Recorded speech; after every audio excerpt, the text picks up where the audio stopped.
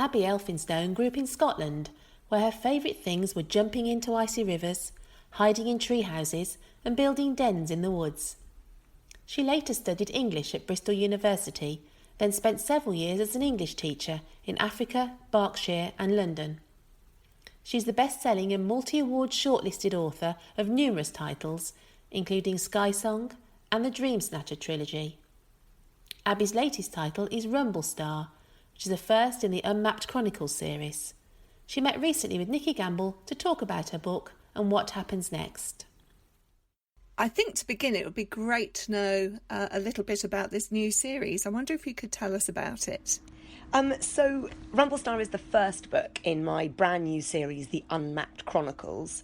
And it's the story of an 11-year-old boy called Casper Tock, who hates risks, is allergic to adventures and shudders at the thought of unpredictable events. So he's a very unlikely kind of hero. And it comes as a really nasty shock to him when he accidentally stumbles into Rumblestar, which is a secret, unmapped kingdom filled to the brim with magical beasts. All Casper wants to do is find a way back home to Little Wallops, the boarding school he lives in the English countryside.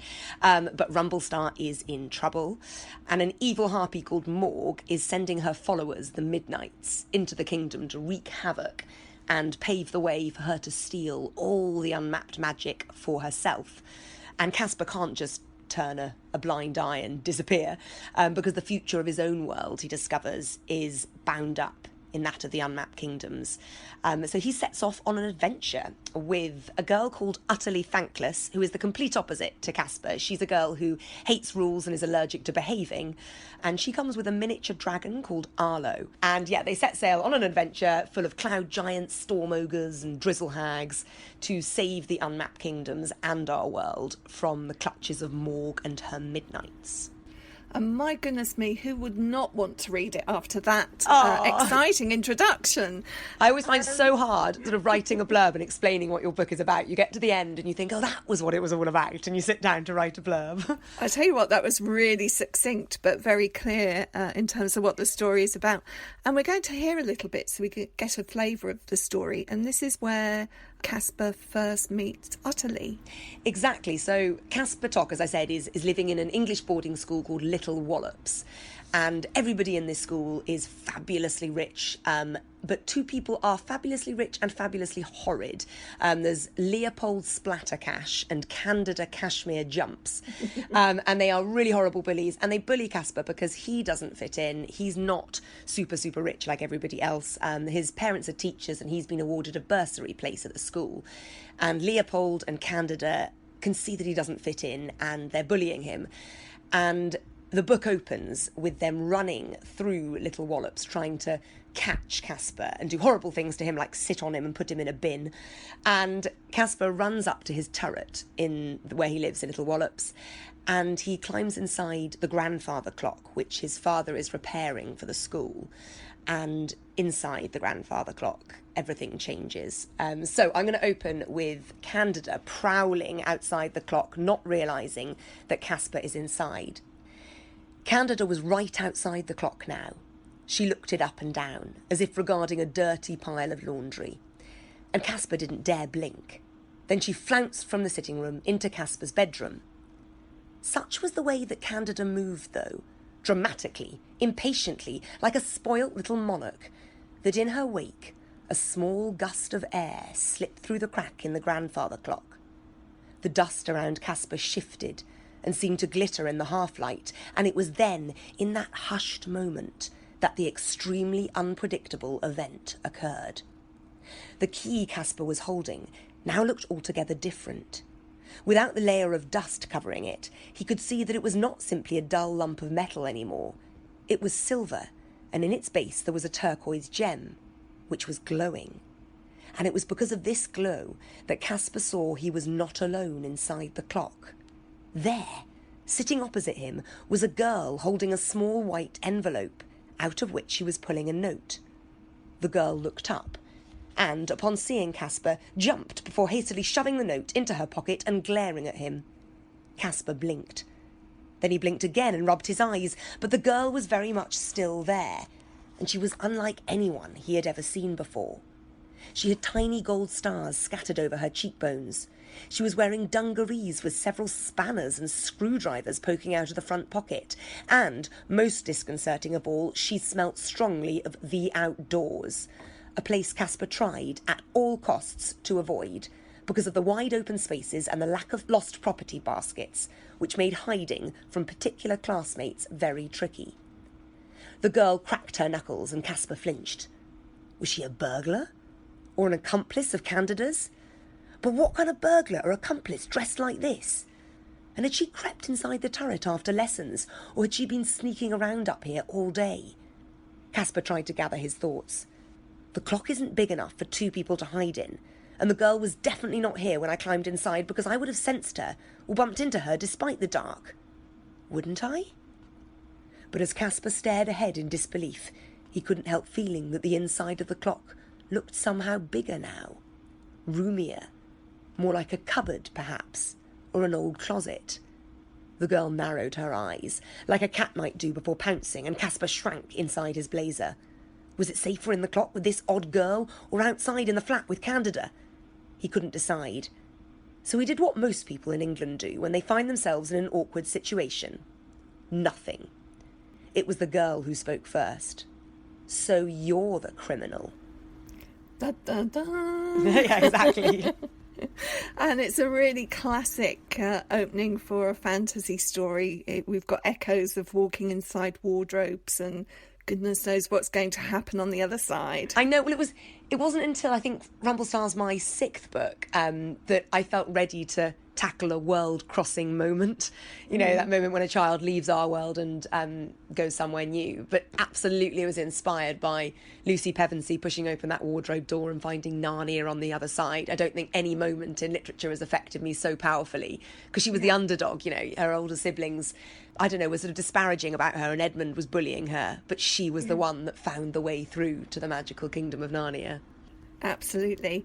Now, one of the things that you are so skilled at is world building. We're immediately pulled into your world. And I did read in your afterword or your notes that some children had actually helped with this creation of your world. How did that come about? I think, do you know, I almost can't remember how it came about, because I meet so many children. I think, now, where did they stem from? I think that was a competition, and I launched it with a school called Francis Holland, I think, and they got the chance to have tea with me. It was like a prize, and the idea was that they could have tea with me and brainstorm my new series. So we all sat down and they were saying, I think you should do this and that and this, and I came up with so many new ideas and thought, right, yeah, I mean, the best place to look for ingenious ideas for world building, I think, is kids themselves, because their imaginations are so unshackled. You know, they're ready to imagine extraordinary things. And the other thing that I just love when reading your work is the ingenuity and the delight with wordplay and naming. So I wondered if you'd just play a bit of a word game with me. So I'm going to give you the names of some of your characters.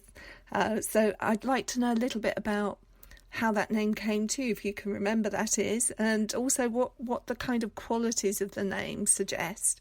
And then I've got some found names, and I thought I'd just run them by you and see what you would make of them. Go ahead. So here are yours. So let's start with Morg. Morg was the name. In fact, I'm going to start before that. So I wrote 3 books before I got my debut published, which was The Dream Snatcher. And I racked up 96 rejections from literary agents. And the books were terrible and they deserved to go in the bin. But there were a few names from these books that I really, really liked and I held on to. One of which was Erkenwald, which ended up being the Snowy Kingdom in Sky Song. And the villain all the way back then was called Morg in the first book I ever wrote. And the villain was, really badly drawn and imagined, but I liked the guttural sound, Morg, one syllable. It was easy for children to say. And obviously there are the connotations with death and a mortuary or whatever, and a morgue, which is a little bit bleak. But I think, yeah, most of all, it was that guttural sound, morgue.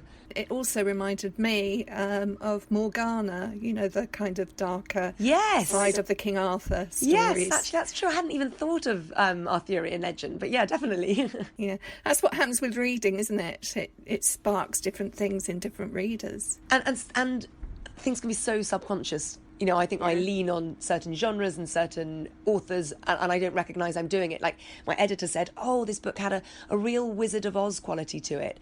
I'm embarrassed to say that I've never read The Wizard of Oz. I thought, how unusual, you know, that's what she saw, but I'd never read it. Yeah. What about Caspar, your reluctant hero? Oh, Caspar Tock. So I think I got the name Caspar from a book signing. I'm filled with envy when I sign books for children because they all have infinitely cooler names than me or my relatives. So Caspar, I think, was simply in the name of a child that I'd met during a book signing. But Tock, again, monosyllabic, onomatopoeic, and Caspar finds his way through to the Unmapped Kingdoms through a grandfather clock. So that word Tock almost linked into his whole journey and his story. So it wasn't just I think Caspar was more chance encounter, and I liked the name and it seemed to work. But Tock was definitely chosen for a reason. And also suits his kind of regulated life, doesn't it? Yeah, because Caspar at the beginning of the book lives life according to his to-do lists and his timetables, and he doesn't stray from them because he feels that then risks might happen and he might encounter difficulties with the school bullies. So yeah, that regimented Tock, that adherence to time and structure, definitely fed in as well. Okay, so one more of yours and then we'll go on to some found names and see what you make of those. So what about the Lofty Husks?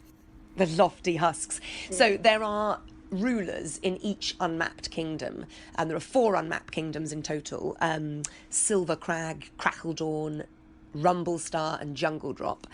And my editor was the one that said, I think if you have these different kingdoms, you've got to have an overarching ruling power so that there is a sense of continuity, everything hangs together. And so I decided that I would have the Lofty Husks. Lofty because it implied a sense of gravitas and higher being, and husks because I think often with age comes wisdom. And so in many of the books, these lofty husks, they take a different form in each book, but they're all fabulously old. I think the line I introduced them with is, you know, they're known for their unusually long life expectancy, their exceptional wisdom, and their terrible, terrible jokes. I think that's another thing that happens with age. Your jokes get far worse. So yeah, lofty husks. Again, the onomatopoeia of that, you know, I think children hopefully will like saying that word aloud. But yeah, it was meant to allude to the gravitas. And things like Slumbergrot, you know, he's one of the cloud giants that the castle is built on the back of. And every time he's about to say something really important, he falls asleep. And he's based on my father, who does the same thing, gears up for a massive conversation and then promptly falls asleep.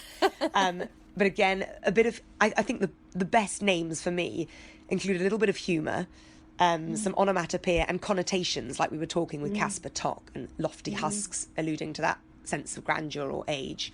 I think C.S. Lewis, when he named Eustace Scrubb in his Narnia books, and I think there's a line, I think it's the opening line of, is it Voyage of the Dawn Treader, when he says there was a boy called Eustace Scrubb and he almost deserved it. And I love the sense that a name can carry so much with it, so much meaning and so much joy. I mean, most of my word play and inventing names for characters comes from a love of Roald Dahl. I loved his snozcumbers and his flesh lump-eating giants. His words are a joy to read and a joy to say aloud. And I think particularly with having my own child now, I love reading aloud. And I think more and more for me, the names themselves matter. Is it as effortless for you as it appears? I just get the feeling that these are all just bubbling out of you, of these names. Some of them really are. I wrote a World Book Day book, Everdark, which acts as a prequel to the Unmapped Chronicles, but you don't need to read it first. But so it was a shorter book, a novella, and there's a monkey called Bartholomew who is sort of semi-aristocratic and arrives with a trilby in a suitcase and a filthy temper. And he arrived fully formed with his name. as did Smudge, sort of unlikely heroine, and her name, she's dyslexic, and I wanted to have a character whose name would befit that. So the idea, you know, when you're writing, you're smudging, you're writing, and you're maybe making lots of crossings out and mistakes. So the plot, I find, is torturous to come up with, but names, they do seem all to be there. And when I sat down to write the drizzle hags in Rumblestar, 3 filthy creatures who basically patrol the witch's fingers, an enchanted river, and Casper and Utterly come across them, and their names, Silvara Buckweed, Gertie Swamp, and Hortensia Quibble. I just sat down and thought, well, that's what they're called, you know, instantly. So I think stories have a really wonderful way of sitting and percolating inside you for quite a while before they actually reach onto the page. And certainly, yeah, with names, I feel that. So here we are then. What would you make of these? Desmond Understairs. Oh my word, I absolutely love that. Desmond Understairs. I need you brainstorming the next book in the Unmapped Chronicles. Desmond Understairs.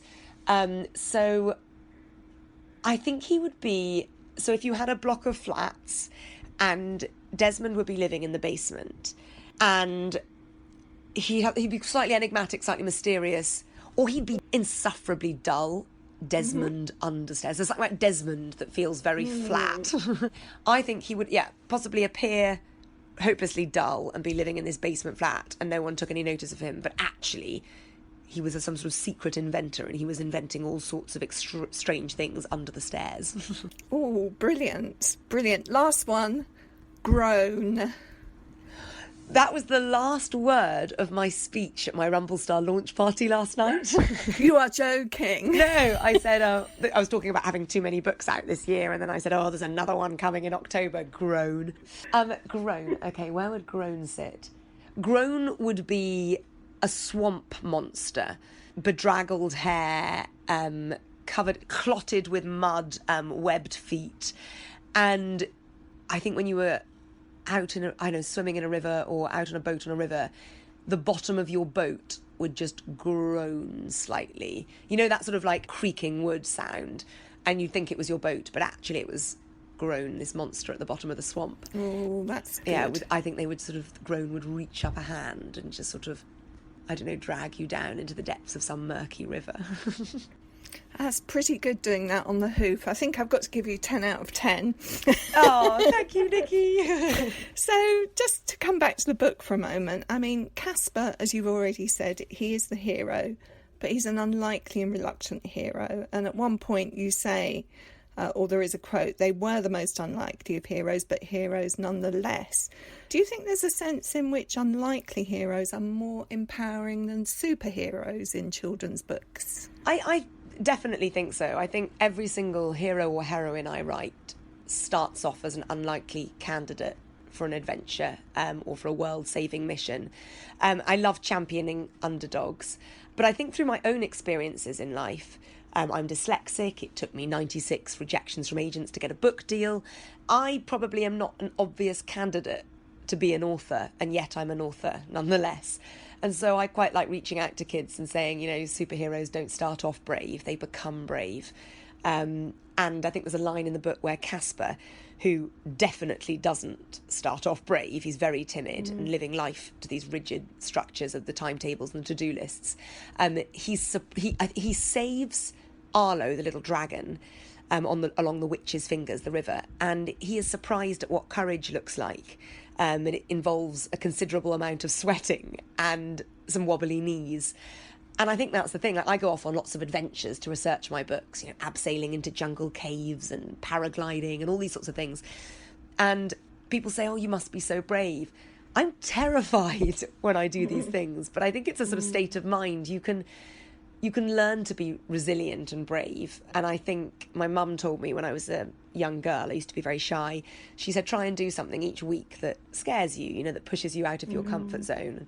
I'm not sure she meant jump off the edge of cliffs and abseil into jungle caves, but I do think there's a lot to be said for realising that we are all braver than we think we are. It's like that Winnie the Pooh quote, you know, you're braver, smarter. I can't even remember exactly what it is, but basically you're more of yourself than you think you are. So, yeah, unlikely heroines and heroes are very much at the heart of every book I write, for different reasons. Like Casper, he, is being bullied, and the book is about unexpected friendships. He learns to make friends and the importance of camaraderie and the support that other people can give you and the importance of forgiveness and humility. And in the next book, Jungle Drop, which comes out in spring 2020, it's going to be a book about a child learning to be kind to others, to the environment, but also to themselves, which is probably the hardest kindness of all. So each character, each unlikely hero, is unlikely for a different reason, and they learn different strengths. But yeah, Casper's is mostly about friendship, and Utterly too. She's got a lot to learn. She starts off a very closed book, very grumpy, and she's got to learn to not come to terms with her grief, because sometimes grief is too large to come to terms with, but to process it and deal with it and speak to somebody about it. So I don't use words like grief usually, or grieving in books. I use things like storm gulper, which is, Utterly has been through something very difficult, and the sadness of it all has remained trapped inside her.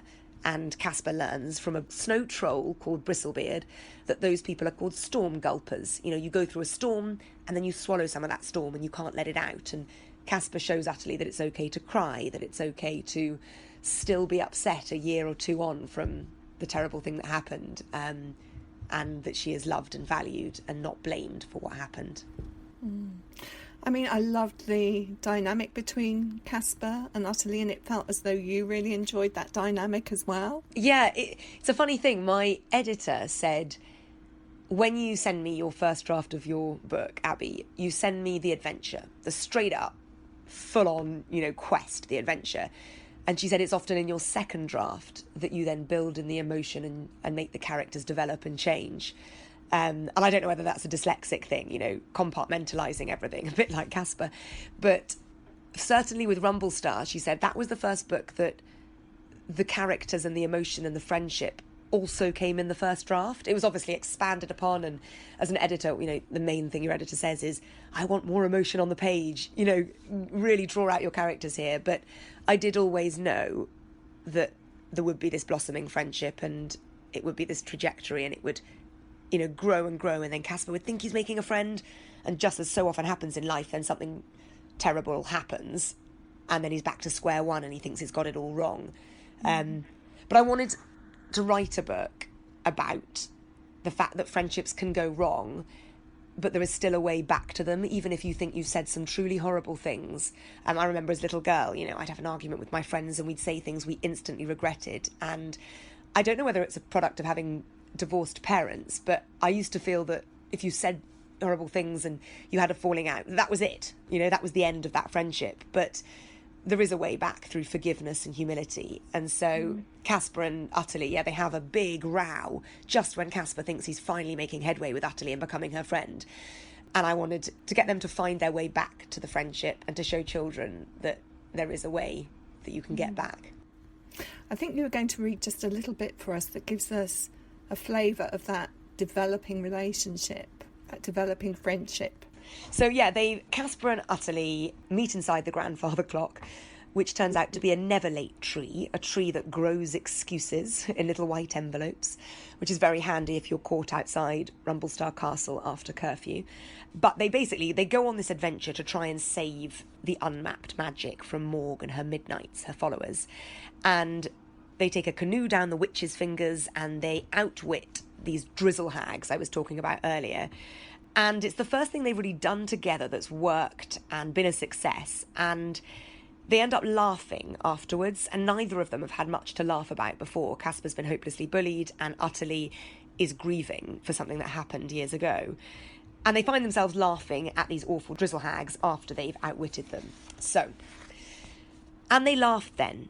Great belly-hugging laughs. And Casper realised that it had been a very long time since he'd done so, because there wasn't an awful lot of time left for giggling, what with hiding in lost property baskets and double-checking his timetables. But he made a mental note to schedule a few minutes of it into each day when he got back, because laughing felt even better than crossing the last thing off a to-do list. It was like trampolining for the spirit, and as Casper looked across at Utterly, He wondered whether this was the first time she had laughed properly for a long time too. She looked different somehow. The stars on her cheeks glittered brighter, her eyes bent into half moons, and even her hair seemed to be having a ball, though possibly that was down to Arlo skipping in and out of it. And every time Utterly laughed, it set Caspar off again, and vice versa. Perhaps laughing is best enjoyed with someone, Caspar thought, which was something to consider when timetabling it back home. He wiped his eyes. We should upgrade ourselves from work colleagues. He stiffened as he realised he'd said the words aloud. All the giggling had knocked his common sense sideways. Or not, he had added hastily. Utterly thought about it. Acquaintances? Caspar relaxed a little and then nodded. Acquaintances.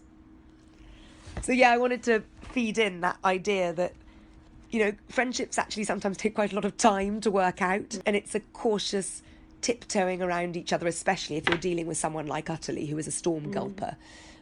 So yeah, they start off as work colleagues. Utterly is very firm on the fact that they are not friends. And then gradually they become acquaintances. And then they have a falling out, but eventually they are, you know, real friends. And that laughter is so important too. Yeah, it really is. And I think children know how to laugh so well. Belly hugging laughs, you know, that crippling giggling.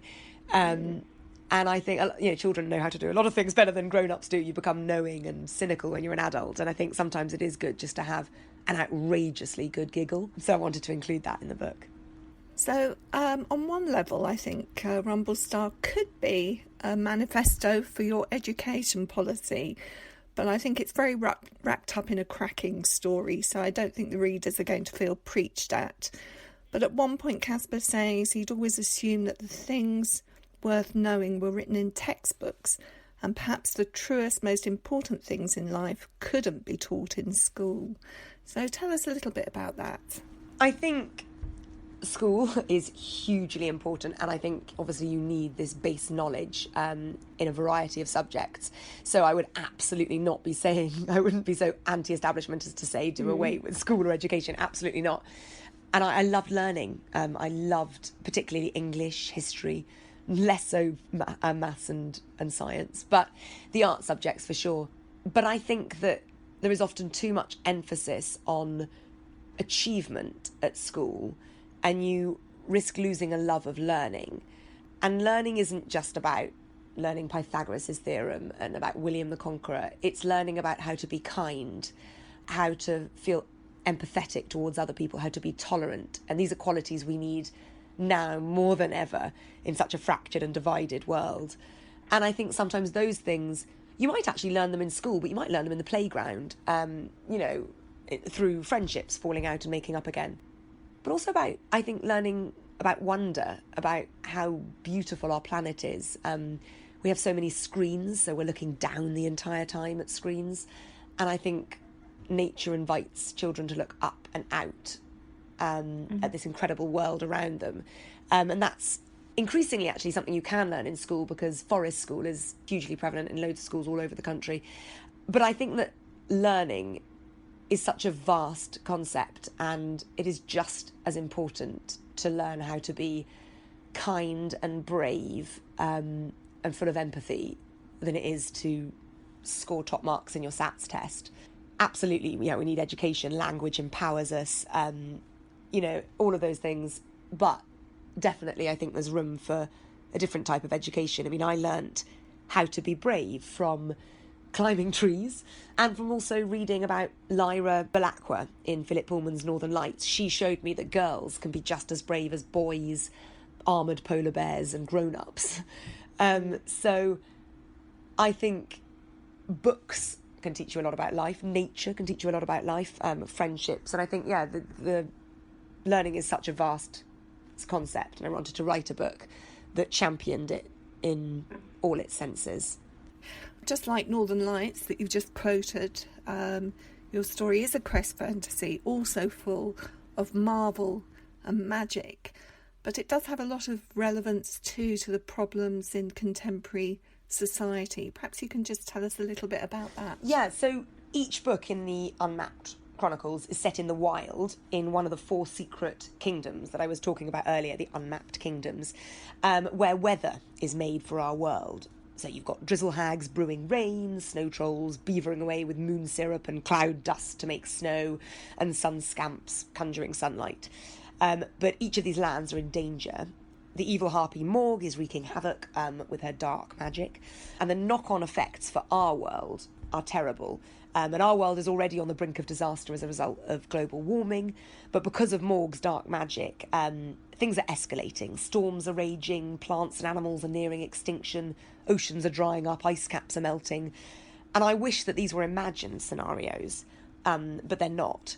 I didn't want to write a book that would be so dogmatic as to come across as a lesson to children. I wanted to write a fantasy quest. But underneath that quest, there are messages about unexpected friendships, learning to be brave, and the environment. I always want to write stories. It was the same with Sky Song. Stories that encourage children to look up and out from their screens at the beauty of the natural world, so they realise how lucky they are to call this planet home. But I also wanted kids to realise that they need to protect this home, and they can be agents of change, or revolution even.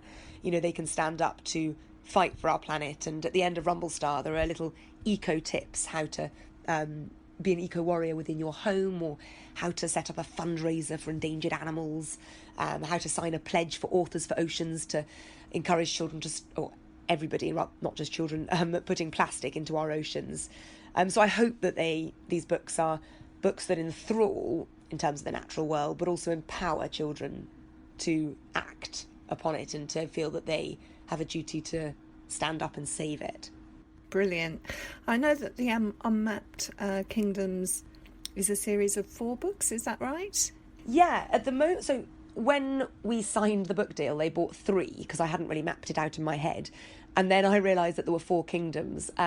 So I think there'll be 4 books. Or we might, if they think, oh, no, actually we want her to do something else after this, then they're, quickly, then maybe it'll be 3. But in my head, it's 4, and I've certainly planned an arc for 4. And each book is a standalone adventure, so you don't need to read them in order. I loved the C.S. Lewis Narnia books for that reason, that you could pick up an adventure and it didn't need to be read with the aim of reading the next one afterwards. They were standalone quests. So, there is an overarching world that's the same, but, each book set in a different kingdom. Each book follows a different child from our world finding their way into the unmapped kingdoms. So Jungle Drop is the next book, and it comes out in spring 2020, and it follows twins called Fox and Fibber Petty Squabble, who are horrible characters. All they do is fight, but sometimes adventures happen to characters who need them rather than characters who want them. And they are thrust headlong into an adventure in Jungle Drop, which is a kingdom full of glow-in-the-dark rainforests, gobble-quick trees, unicycles powered by jungle spit that the characters in the book basically commute to work. They're called dawdlers. They commute to work on unicycles on sort of high tight ropes that are strung between the canopy of the trees. And what else? There are pretty please plants. They're plants that grow pocket money. You stand under it and the plant determines how well behaved you've been and then gives you the amount of pocket money according to your behavioural status. And there are deep glints, which are golden panthers. So there's lots to look forward to there. I haven't started writing it yet, but I've planned the whole thing out. I'm a real planner, partly the dyslexic element. I think if I plan books quite meticulously first, it gives me the scaffolding and the confidence that I need then to veer off-piste and to take things in different directions. Abi, it's been such fun talking to you again. I know that Rumblestar is going to be a great success, and hopefully we'll get the chance to talk again when your next book comes out. That would be wonderful. Thanks for listening to In the Reading Corner with Just Imagine. If you've enjoyed this podcast, you can find many more on the podcast section of our website, justimagine.co.uk, plus via iTunes or your usual podcast provider. Don't forget to pass the pod and recommend this fantastic free resource to your friends and colleagues. Just Imagine also has a free fortnightly newsletter packed full of the latest news, CPD training, reviews and giveaways. To sign up, visit justimagine.co.uk/newsletter.